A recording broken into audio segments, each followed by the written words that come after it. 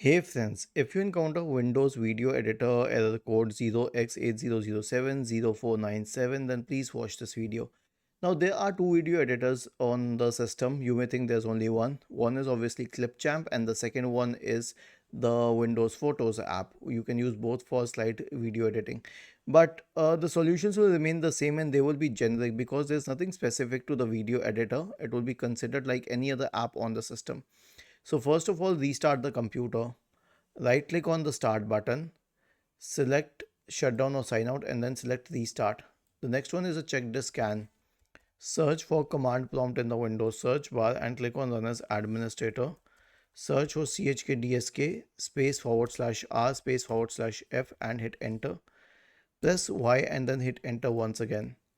The next one is update Windows. So right click on the start button, select settings from the menu, go to the Windows Update tab, click on check for updates.